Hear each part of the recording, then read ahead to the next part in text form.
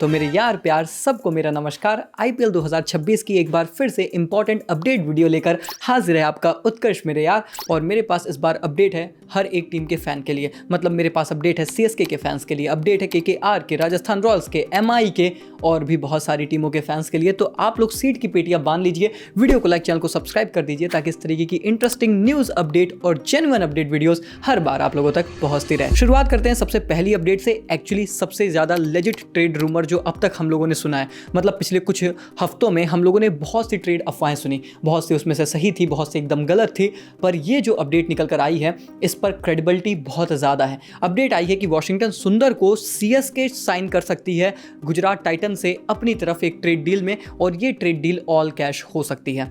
पहले तो जब मैंने ये अपडेट सुनी थी तो मुझे वही लगा कि यार इतनी सारे अफवाहें रोज उठती हैं, उन्हीं में से कोई एक है। पर यार पिछले कुछ दिनों में ना इस पर बहुत ही क्रेडिबल सोर्सेज ने ये कंफर्म किया है कि नहीं भाई हलचल तो है, बात तो है इस अपडेट को लेकर, और ये ट्रेड डील होने के चांसेस भी बहुत ज़्यादा बताए जा रहे हैं। अब देखो इसमें ना मुझे तीन पहलू नजर आते हैं, एक है प्लेयर का पॉइंट ऑफ व्यू, एक सीएसके का, एक गुजरात का।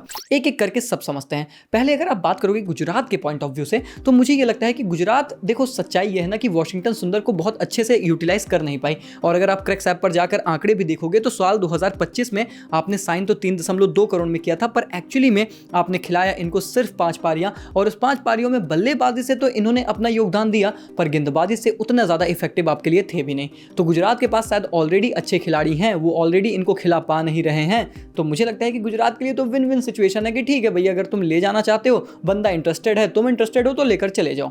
अब आता है सीएसके का दृष्टिकोण। अब सीएसके के लिए मैं आपको पॉजिटिव भी बताता हूं और नेगेटिव्स भी बताता हूं। सीएसके के लिए पॉजिटिव यह है कि एक लोकल लड़का आपको मिल जाएगा और आर अश्विन की रिप्लेसमेंट आपको मिल जाएगी। ऑलराउंडर्स हमेशा आपके पसंदीदा खिलाड़ी होते हैं, और वो भी स्पेशली जो स्पिन ऑलराउंडर्स हो उनके पीछे तो आप हमेशा भागते हो। लेकिन अब इसमें जो ड्रॉबैक है वो बड़े इंटरेस्टिंग है। देखो मुझे ना कुछ निगेटिव पॉइंट्स भी नज़र आ रहे हैं और आप उन पर गौर फरमाइएगा। सबसे पहला तो ये है कि यार चेपॉक ना अब ट्रेडिशनल चेपॉक तो रही नहीं है। हमने पिछले कुछ सीजन में देखा है, इनफैक्ट स्टेफन फ्लेमिंग ने पिछले सीजन तो बहुत ओपनली क्रिटिसाइज किया चेपॉक को, बोला कि यार ये वो चेपॉक है ही नहीं जिसको हम जानते थे। यहाँ पर तो अब वो स्पिन फ्रेंडली सर्फेसेस रहती नहीं है, हम शायद दूसरों को कॉपी करने की ज़्यादा कोशिश कर रहे हैं देन द कि हमारी अपनी स्ट्रेंथ पर हम अपनी पिचेस को बनाने की कोशिश करें। तो ऐसे में अब जब वैसी पिच है नहीं, तो फिर हमने ट्रेडिशनली हाल फिलहाल में देखा कि यार यहाँ पर फिंगर स्पिनर्स को उतनी मदद नहीं है, रिस्ट स्पिनर्स को ज्यादा मदद है। तो उस हिसाब से वॉशिंगटन सुंदर शायद आपके लिए गेंदबाजी में उतने यूजफुल ना हो, और जैसा मैंने बोला कि आंकड़े भी आपको यही दिखाते हैं। तो ऐसे में अगर आप सिर्फ उनकी बैटिंग के ऊपर रिलायबल होकर ये डिसीजन ले रहे हो, तो मैं यही कहूंगा कि एक बार थोड़ा और अच्छे से सोच लेना, क्योंकि ऐसा नहीं है कि अभी ऑक्शन नहीं है, ऐसा नहीं है कि और अच्छे विकल्प आपको मिल नहीं सकते, और ऐसा नहीं है कि आपने ऑलरेडी अपनी बैटिंग को काफी हद तक शॉर्टलिस्ट मतलब खुद ही से कर रखा है। तो ये सारे पहलू को थोड़ा सा सीएसके को समझना पड़ेगा। लेकिन अगर फिर भी उन्हें लगता है कि यार एक लोकल बंदा आर अश्विन की रिप्लेसमेंट ऑल कैश डील में मिल रहा है, हमें कोई खिलाड़ी देने की जरूरत नहीं पड़ रही है, 3.2 crore is not that big of a price, और उसके बदले अगर वॉशिंगटन हमें मिल जाते हैं जिन्हें हम जब चाहें जिस तरीके से चाहें यूटिलाइज कर लें, तो मुझे अगेन ये भी लगता है कि ये उतनी बुरी डील नहीं है। तो अगर सीएसके इस दृष्टिकोण से देख रहा है, और अगर यहां पर वॉशिंगटन सुंदर भी खुशी खुशी अपनी टीम को ज्वाइन करना चाहते हैं, अपने होम टीम चेन्नई को ज्वाइन करना चाहते हैं, और गुजरात तो मतलब मुझे लगता है जाने ही देगा, तो ये डील काफी हद तक पॉसिबल होती नजर आ रही है। और जैसा मैं आपको मतलब एनालिसिस तो समझा दिया, रिपोर्ट भी बता दो, तो मुझे भी ऐसा पर्सनली लग रहा है इस डील के होने के चांसेस बहुत ज़्यादा हैं, क्योंकि हाल फिलहाल में तो रिपोर्ट्स ऐसा ही क्लेम कर रही हैं कि अगले कुछ दिन में इनफैक्ट इसकी ऑफिशियल अनाउंसमेंट भी हो सकती है। और इसी को लेकर यार नेक्स्ट अपडेट में रॉबिन उथप्पा ने ये बोला भी था कि मुझे भी लगता है कि वॉशी मतलब होने चाहिए सीएसके में। मुझे लगता है कि वॉशी एक बहुत ही अंडररेटेड प्लेयर हैं, अंडर यूज्ड हुए हैं, अंडर वैल्यूड हैं, और आप होप कर सकते हो कि इस बार जब वो सीएसके को ज्वाइन करें तो उन्हें राइट रोल मिले। जिस तरीके से रॉबिन उथप्पा ने बोला, एक्चुअली इन्होंने भी थोड़ी सी हिंट ही दे दी कि हाँ भैया मतलब आ रहे हैं वॉशी। और इनफैक्ट मैंने सुना था कि आर अश्विन के यूट्यूब चैनल पर ही, अब तो हमारे आर अश्विन साहब भी ना यूट्यूबर ही हैं, तो उनके चैनल पर भी एक्चुअली में एक गेस्ट आए थे और उन्होंने बोला था कि हाँ भैया मुझे पता चला है कि ये वॉशिंगटन सुंदर ना सीएसके में आ सकते हैं। तो मतलब अफवाहें हैं, अपडेट्स हैं, और इसमें रियलिटी हो सकती है। सीएसके के फैंस मुझे बताना कि क्या आप वॉशिंगटन सुंदर को देखना चाहते हो या फिर नहीं। मैंने हर पहलू आपको समझा दिया है। और वैसे मैं आपको एक बात और बता दूं कि सीएसके और माही के फैंस आप दिल थाम के बैठिएगा, क्योंकि अगली अपडेट में मेरे पास कुछ तबाही अपडेट है, लेकिन मैं वो इस वीडियो में शेयर नहीं कर रहा, अगली वीडियो में शेयर करूंगा। तो उसके लिए वीडियो को लाइक करके, चैनल सब्सक्राइब करके नोटिफिकेशन बेल ऑन कर दो, ताकि आपको सीएसके के और माही बाकी के फैंस को जो अपडेट चाहिए वो मैं आप लोगों तक पहुंचा दूं। नेक्स्ट अपडेट की तरफ आगे बढ़ते हैं। अपडेट आ रही है केकेआर फैंस के लिए और अपडेट ये है कि अभिषेक नायर को नया हेड कोच बना दिया है केकेआर ने आईपीएल 2026 सीजन के पहले। जी हाँ भैया, क्रिक्स पर जब मैंने ये अपडेट जाकर पढ़ी और मैंने देखा कि इंडियन एक्सप्रेस ने ये क्लेम किया कि ये बात अब कंफर्म्ड है, तो मुझे लगा कि यार चंद्रकांत पंडित को हटाकर अभिषेक नायर को लाना, लेकिन अभिषेक तो ऑलरेडी केकेआर के मैनेजमेंट में अच्छे खासे रोल पर थे, तो मुझे लगा कि शायद किसी नए बंदे को लेकर आएंगे। लेकिन जितनी समय तक केकेआर में चुप्पी थी ना और कोई अपडेट भी नहीं आ रही थी, लग रहा था, ऐसा प्रतीत हो रहा था कि ये तो जीजी साहब ही आ जाएंगे या तो फिर अभिषेक नायर का आना बनता था, क्योंकि अभिषेक नायर एक बहुत ही इंटीग्रल पार्ट रहे हैं केकेआर के ओवर द ईयर्स। भाई इस बंदे ने ना केकेआर को और स्पेशली यंग टैलेंट्स को बहुत कुछ दिया है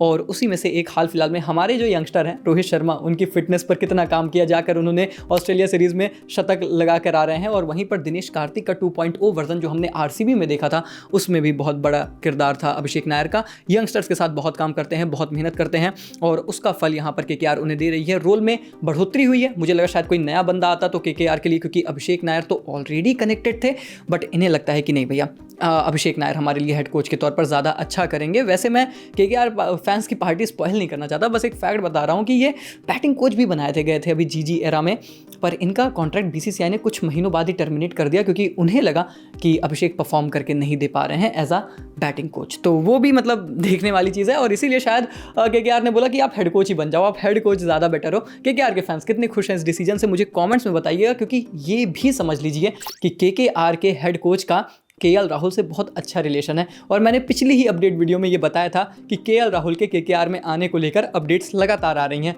अब तुम बताओ मुझे क्या खिचड़ी यहाँ पर पक सकती है, क्योंकि इंटरेस्टिंग माहौल बन सकता है। अब और ज़्यादा चांसेस बन जाते हैं केएल राहुल के केकेआर में आने के एक्चुअली इस अपडेट की वजह से, और ये बहुत ही जेन्युइन बात है। खैर जेन्युइन बात ये भी है कि अगली अपडेट कहती है कि आईपीएल सोर्स ने क्लेम किया कि आईपीएल ऑक्शन को लेकर हम एक्चुअली 2-3 सिटीज़ को एक्सप्लोर कर रहे हैं जो कि इंडिया में भी है और अब्रॉड में। याद है पिछली आईपीएल अपडेट वीडियो जब मैंने बताया कि ऑक्शन होगा कब और डेडलाइन क्या होने वाली है रिटेंशंस की, तो मैंने बताया था कि इस बार चांसेस हैं कि आईपीएल ऑक्शन इंडिया में ही कराया जाए और सोर्स ने यही कहा है कि देखो इंडिया भी कंसीडर कर रहे हैं, अब्रॉड भी कंसीडर कर रहे हैं। अब देखते हैं जो अपडेट जैसे निकल कर आती है, जहां हम ज़्यादा बेटर तरीके से मतलब यूटिलाइजेशन कर पाएंगे वहां पर आईपीएल ऑक्शन कराया जाएगा। और इसके बाद दोस्तों नेक्स्ट अपडेट आ रही है क्रिक्स पर, जो मैंने पढ़ा था भाई, क्रिक्स पर सारी अपडेट्स मिल जाती हैं, इसीलिए मेरा फेवरेट ऐप है। पर्सनली मैं इसे कुछ महीनों से यूज़ कर रहा हूँ और लिटरली भाई मेरे को इसके इंटरफेस और सारे फीचर्स काफ़ी अच्छे नज़र आए हैं।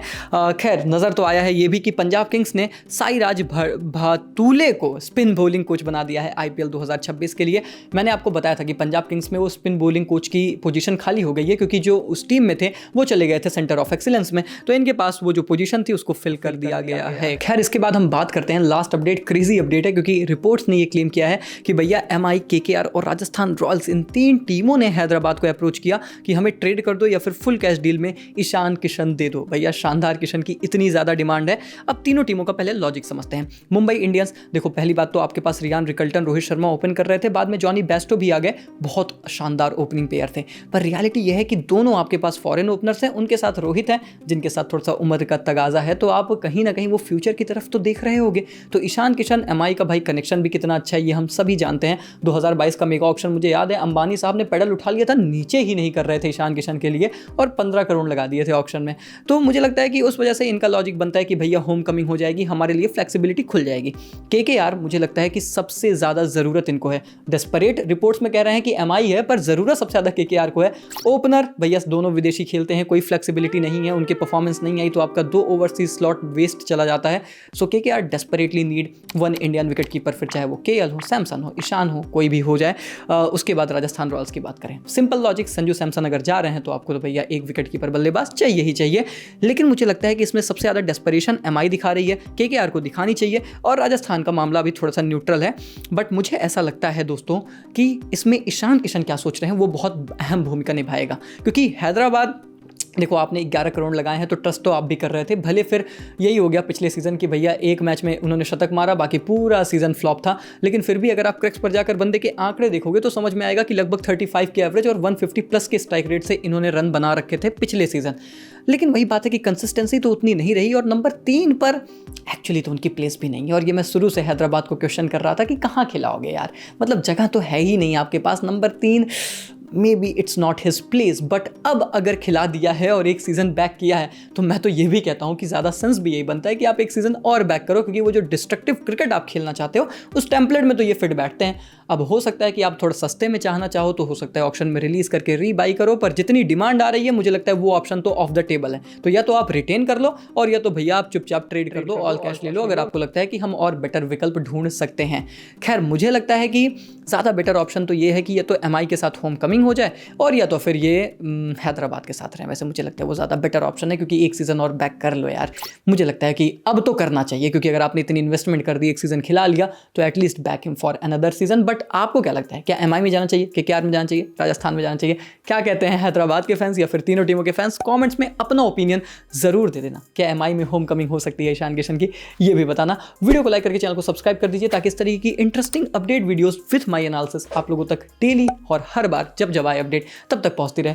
मिलते हैं तब तक के लिए, take care, goodbye, thank you so much.